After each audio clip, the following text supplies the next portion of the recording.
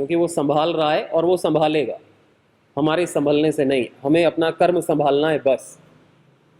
इसीलिए कहते हैं कर्म ही पूजा है, कर्म ही ईश्वर है। निष्काम कर्म ही पूजा है, निष्काम कर्म ही ईश्वर है। निष्काम कर्म यज्ञ है। यज्ञ के अनंत लाभ हैं, कोई भी नुकसान नहीं है। जैसे इस अग्निहोत्र यज्ञ के कि जो भी हम कमाते हैं, जो भी क्या कमाते हैं, जो भी भगवान हमें देता है वो उसी को देना, और थोड़ा सा देते हैं और बहुत सारा हमको मिलता है। थोड़ी सी आहुति देते हैं लेकिन इस सुगंध हम सबको मिल रही है कि नहीं? सबको। ये है देव यज्ञ। हम भगवान का ध्यान करते हैं, ब्रह्म यज्ञ। हम अतिथि का सत्कार, सेवा करते हैं, उससे उपदेश लेते हैं अपने जीवन को सुधारने के लिए। ये है अतिथि यज्ञ। माता पिता की जो परंपरा है उसके ज्ञान विज्ञान को अपने जीवन में और आगे भी ट्रांसफर करते हैं, अपनी संततियों को प्रचार प्रसार करते हैं समाज में। जो भी हमने योग यज्ञ, हमारी संस्कृति की चीजें हैं उसका, स्वदेशी आदि। पितृ यज्ञ, ये 5 यज्ञ बताए शास्त्रों में हर गृहस्थी को करने के लिए। और यज्ञ तो कहा कि सन्यासी को भी छोड़ने योग्य नहीं है, वो सब कुछ त्याग सकता है। वो यज्ञ कैसे त्याग देगा?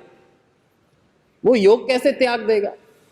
सब कुछ त्याग के भी योग यज्ञ नहीं त्यागा जा सकता। वो सन्यासी को भी करने योग्य, तो फिर गृहस्थी भला कौन है?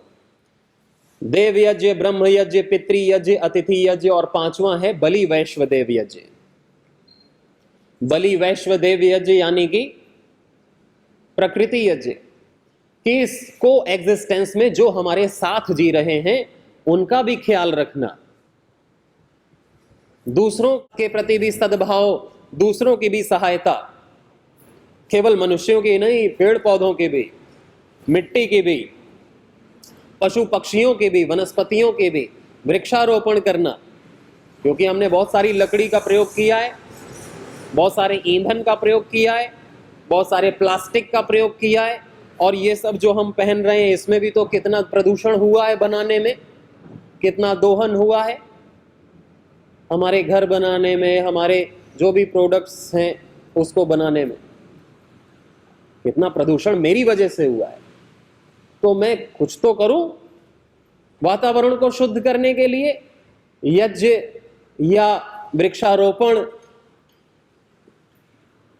कम से कम कुछ ना कर सकूं तो वेस्ट तो ना करूं,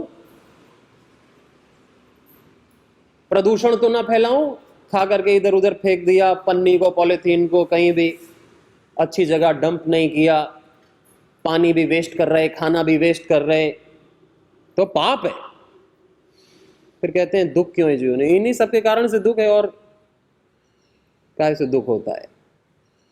यही चीजें बन करके हमारे जीवन में गलत परिस्थितियां ले आती हैं जो हम नहीं चाहते, गलत व्यक्ति ले आती हैं जो हम नहीं चाहते।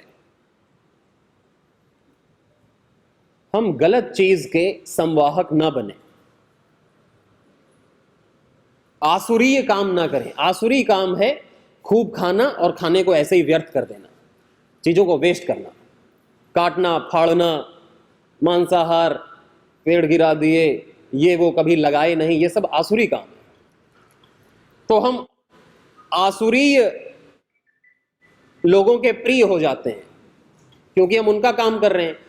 तो ये जो तामसिक सत्ता है इस धरती पर, हम उनका प्रचार प्रसार जाने अनजाने करते हैं, और फिर वो हमारे जीवन को कहां से कहां पहुंचाते हैं। कोई व्यक्ति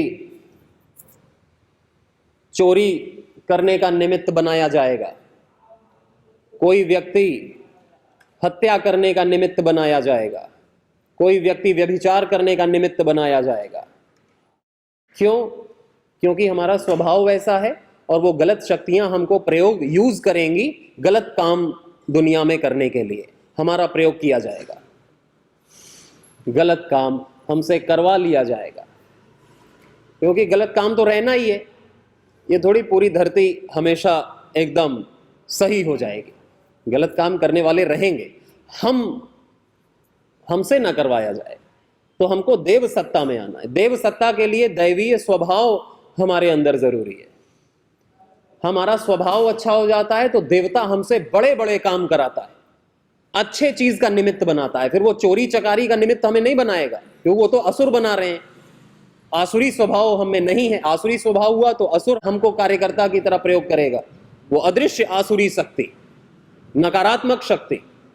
और हमारा स्वभाव अच्छा हुआ तो दैवीय अदृश्य दैवीय सात्विक शक्तियां हमको बड़ा बड़ा काम कराने में हमें निमित्त बनाएंगी। जैसे आप देखते हैं ना, किसी व्यक्ति के द्वारा बहुत बड़े बड़े काम हो रहे हैं आज, भगवान ने, दैवीय सत्ता ने उनको निमित्त चुना है, क्योंकि वो योग्य हैं स्वभाव से। हमसे गलत काम क्यों हो रहे हैं? हम तो चाहते नहीं गलत करना। कौन चाहता है गलत करना और दुख भोगना? और भगवान हमसे करवाएगा नहीं गलत काम, तो कौन करवा रहा है? हमारा स्वभाव हमसे करा रहा है। गलत स्वभाव गलत चीज का निमित्त बना देता है।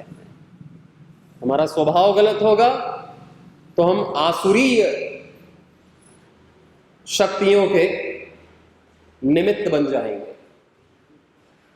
आसुरीय शक्तियां क्या चाहती हैं? पूरे दुनिया में युद्ध, अशांति, चोरी चकारी, अब्रह्मचर्य, दुर्व्यसन, अंधकार, अज्ञान, तामसिकता, उसके हम निमित्त ना बने। नहीं तो गलत व्यक्ति हमसे गलत काम कराने में आसानी हो जाती है। जो कुछ है किसका है? प्रकृति का है, भगवान का है। मेरा कुछ नहीं है।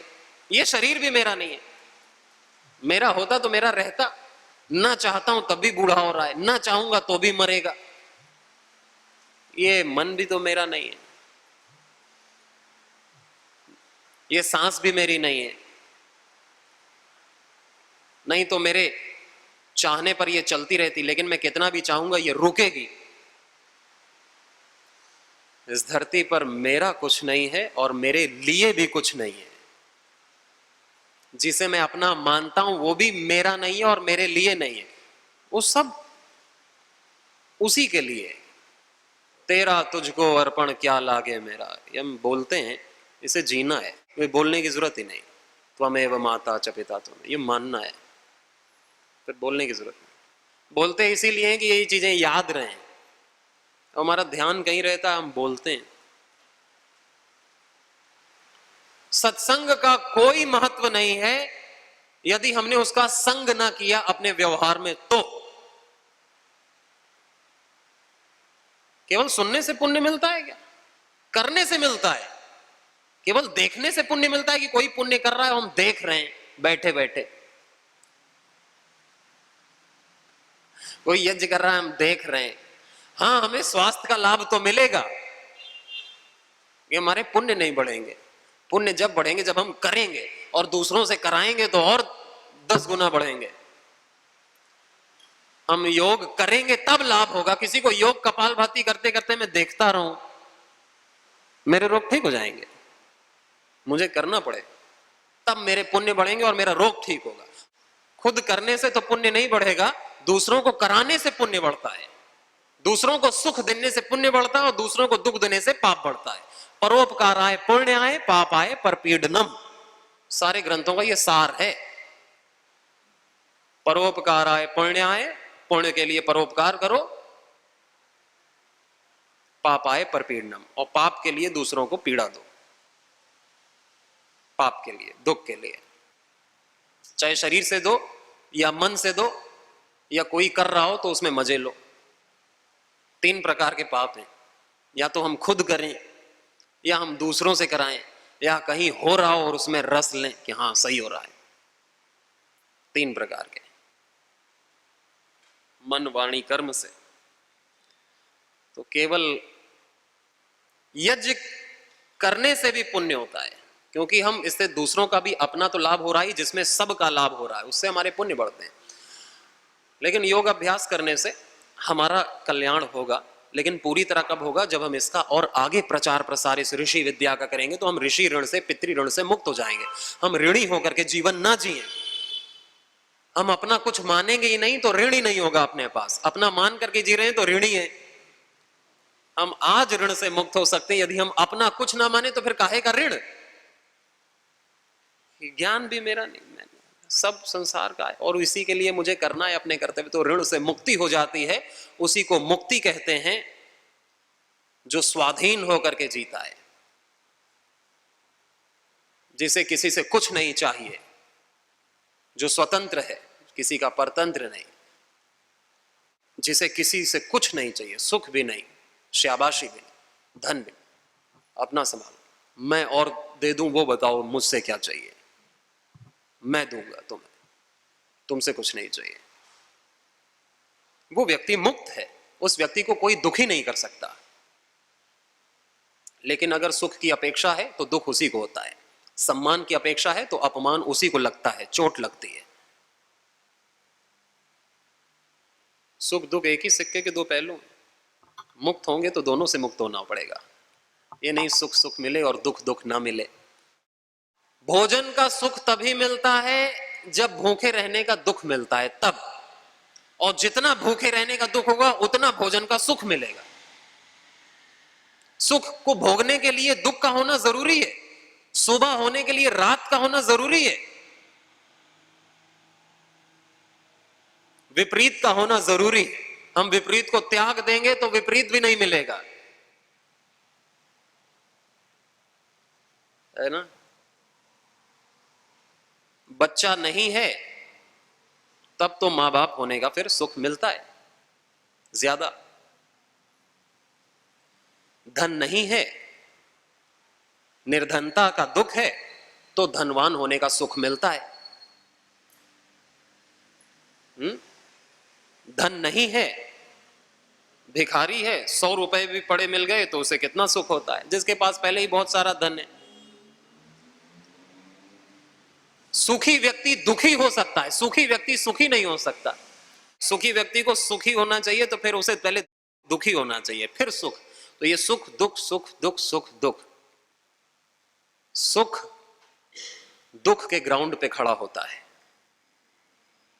तो सुख कंटिन्यू नहीं हो सकता, क्योंकि हर सुख कितना कंटिन्यू रहा अभी तक, भोग करके फिर से दुखी। सुख भोगते ही दुख शुरू हो जाता है और दुख से फिर सुख की कामना करने लगते हैं। सुख की कामना उसी को होती है जो दुखी है। सुख की कामना किसे होगी? जो दुखी है। जो सुखी है उसे सुख की कामना नहीं होगी। लेकिन कोई व्यक्ति सुखी नहीं है,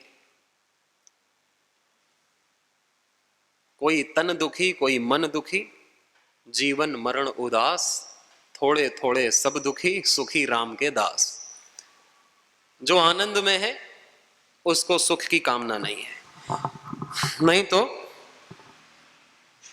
सुख दुख का कारण बनेगा और दुख सुख की इच्छा फिर पैदा करेगा।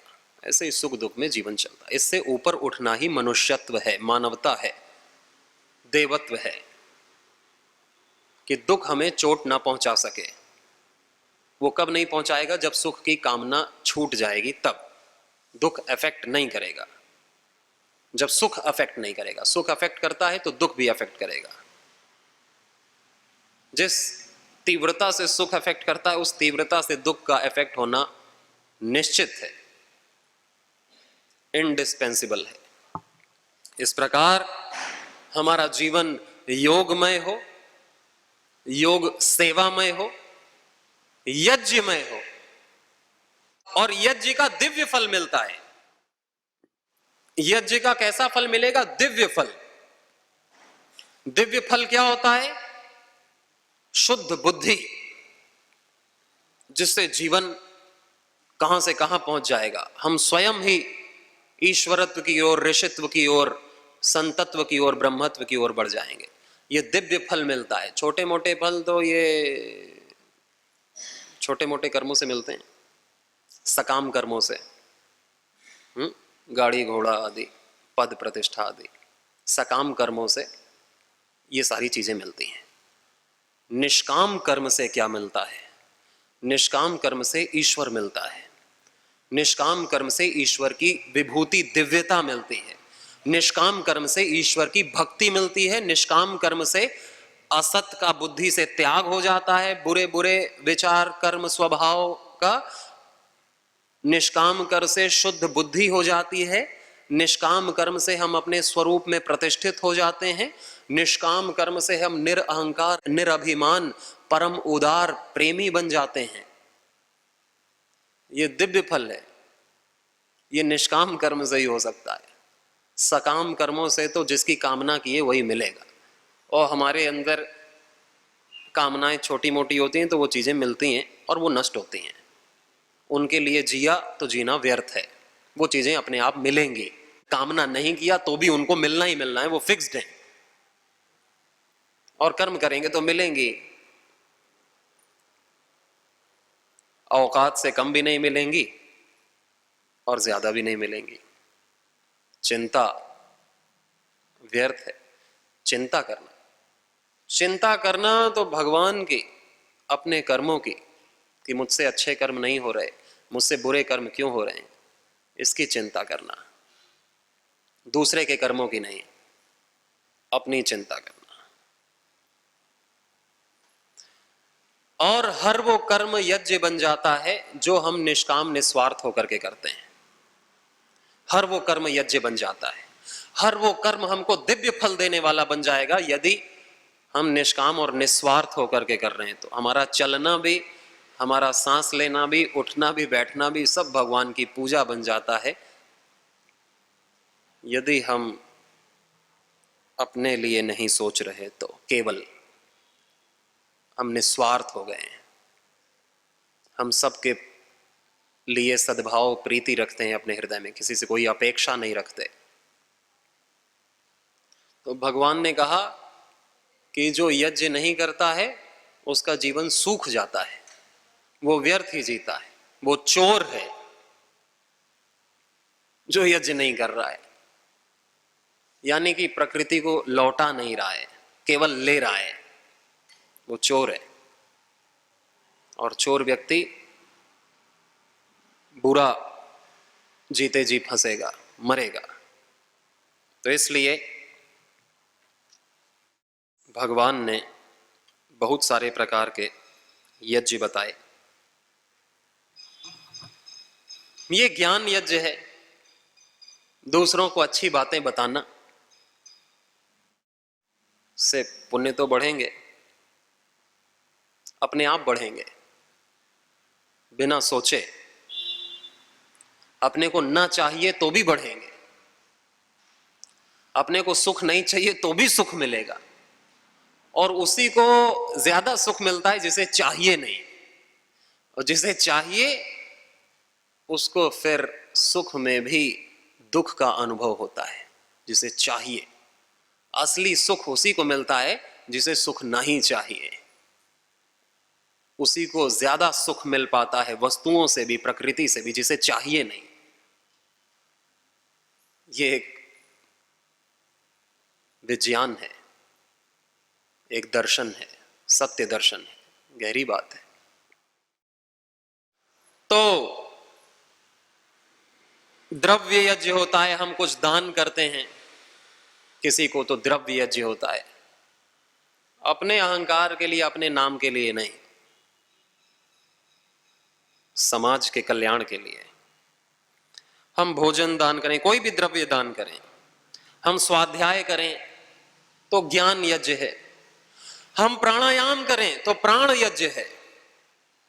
हम प्राणायाम करते हैं तो वो प्राण यज्ञ है।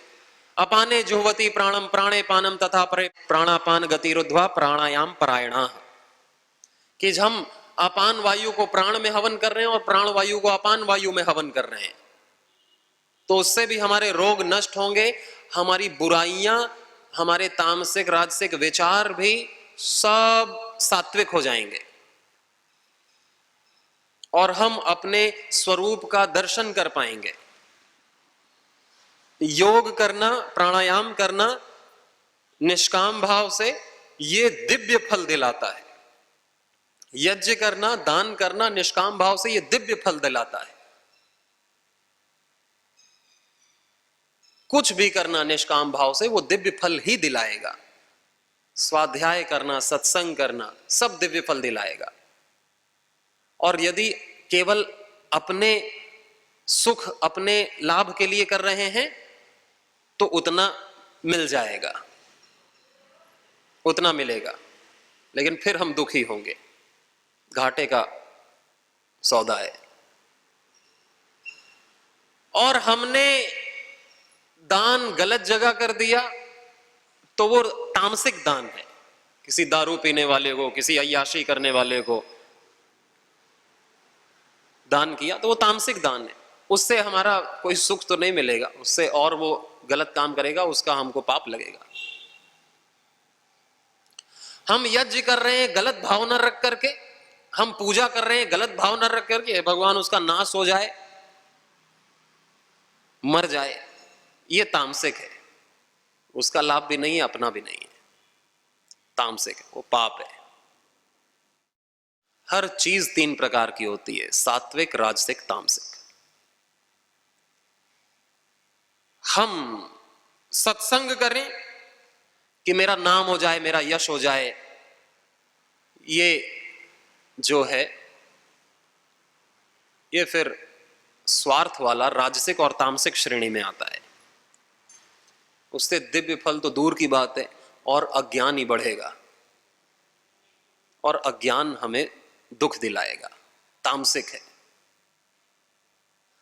अच्छी से अच्छी चीज भी बुरी हो जाती है यदि वो निस्वार्थ ना हुई तो। केवल अपने स्वार्थ के लिए हुई तो भी चलेगा, और दूसरों की हानि के लिए हुई तो और नहीं चलेगा। तो हमें राजसिक और तामसिक प्रकृति से उठ करके सात्विक प्रकृति का अभ्यास मुझे करना है कि मेरी हर चीज निष्काम हो सके, निस्वार्थ हो सके, मैं अपने लिए कामना न करूं। कोई जरूरत ही नहीं है, बिना कामना के जितनी कामना की उससे बहुत कुछ ज्यादा मिल चुका है मुझे। कोई हर चीज की कामना नहीं करता हूं मैं कि कल मेरे ये सांस आ जाए, मेरे को कामना कर रहा हूं क्या मैं? मेरा भोजन पच जाए, ये मैं कामना कर रहा हूं? वो तो पच रहा है। मैं दिन रात में सो जाऊं, वो तो कामना कर रहा हूं, वो तो मैं अच्छे से सोता हूं। मैं कामना कर रहा हूं कि मुझे कल का सूरज दे, वो तो कामना क्या, वो तो मिलेगा। और जब नहीं मिलना है तो कितनी भी कामना करो वो नहीं मिलेगा कल का सूरज। लेकिन हम फिर भी कामना किए पड़े कि जैसे इसी से जीवन चल रहा है, इसी सब कुछ हो रहा है। निष्काम होकर के भी इससे मस्त जीवन चलता है। तो हम कामना क्यों फिर भगवान ने बनाई है? कामना इसलिए कि हम दिव्य कामना, सर्वे भवन, सबके लिए, दूसरों के लिए कामना कर सकें। अपने लिए करने की कोई अपने लिए इस धरती पर कामना नहीं करता है, एक मनुष्य को छोड़ करके। कामना दूसरों के लिए की जाती है, अपने लिए तो शांति है, और वो आएगी निष्कामता से। अगर हम निष्काम हो गए तो हम अपने काम आ जाएंगे। अगर हम उदार हो गए तो हम दूसरों के काम आ जाएंगे। अगर हम प्रेमी हो गए तो हम भगवान के काम आ जाएंगे। हम सबके काम आ सकते हैं। हम प्रेमी हो गए, भक्त हो गए तो हम भगवान के काम आ जाएंगे। उससे प्रेम ही करना है बस, और तो कुछ नहीं चाहिए उसे। संसार के काम आ जाएंगे यदि हम उदार हो गए। मैं सब कुछ, मेरा जीवन संसार के लिए होगा तो मैं संसार के काम आ जाऊंगा। अपने काम यदि मैं अपने शांत बना हुआ हूं, मैं निष्कामता है, अपने लिए कोई स्वार्थ कामना की भावना नहीं, तो मैं शांत हूं, मैं अपने भी काम आ जाऊंगा। लेकिन हम खुद अपने में ही शांत नहीं हो पा रहे तो हम अपने ही काम नहीं आ रहे, हम दूसरों के काम क्या आएंगे? फिर हम जहां जाएंगे अशांति ही फैलाएंगे, क्योंकि व्यक्ति खुद अशांत है, खुद क्रोध में है, तो वो जहां जाएगा वही चीज बाहर निकलती है। नियत आहार लेना, अपरे नियताहाराः प्राणान प्राणेषु जुह्वति सर्वेप्येते यज्विदो यज्ञ क्षपित कल्मषाः।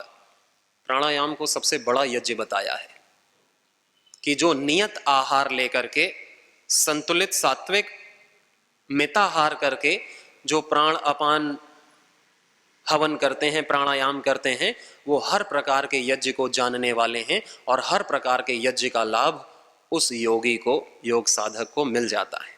सर्वे पेते यज्ञ विदो, यज्ञ विद हो जाता है। यज्ञ विदो यज्ञ क्षपित कलमशा, सारे कलमश दूर हो जाते हैं। तो ये गीता के चौथे अध्याय में ये सारे श्लोक दे रखे हैं हर यज्ञ के। हम गीता का स्वाध्याय किया करें, यानी ज्ञान यज्ञ किया करें कि हमारी बुद्धि में अच्छी प्रेरणाएं आ सकें, उससे मैं संसार की और ज्यादा सेवा कर सकूं और ज्यादा भगवान के काम आ सकूं। इसलिए ज्ञान है। भगवान मुझे बहुत सारा धन दे, बहुत सारा ऐश्वर्य दे कि मैं और ज्यादा लुटा सकूं। दे तो भी चलेगा, नहीं दे तो भी चलेगा, लेकिन अगर मुझे धन मिल रहा है, पद मिल रहा है, न चाहते हुए भी यश मिल रहा है, तो भगवान चाहता है कि ये और ज्यादा सेवा कर सके, और ज्यादा भोग कर सके। नहीं, भोग से तो कोई लाभ नहीं, हानि है। इंद्रियां क्षीण हो जाती हैं सारी, संस्कार और भोग के हो जाते हैं, और आकुलता व्याकुलता बढ़ जाती है, अशांति। भगवान हमसे ज्यादा अपेक्षा कर रहा है, ज्यादा दे रहा है, तो वो सब सेवा सामग्री है। भगवान ने शरीर दिया, मन दिया, इससे हम बहुत बड़ी सेवा कर सकते हैं, अच्छा सोच करके, अच्छा कर करके। कोई सेवा के लिए धन की जरूरत नहीं पड़ती है, भाव की जरूरत होती है, इच्छा की जरूरत होती है, निष्कामता की जरूरत होती है। वो हम सब कर सकते हैं। और हमें खूब पाने के लिए खूब कर्म करना चाहिए, लेकिन पाना और सेवा करने के लिए कि मैं एक अच्छा बच्चा बन सकूं अपने पिता का, अपने परम पिता का, वो मुझे गर्व कर सके, ये बंदा भेजा मैंने अच्छा, ऐसा वो हम पे गर्व कर सके। ओम शांति शांति शांति।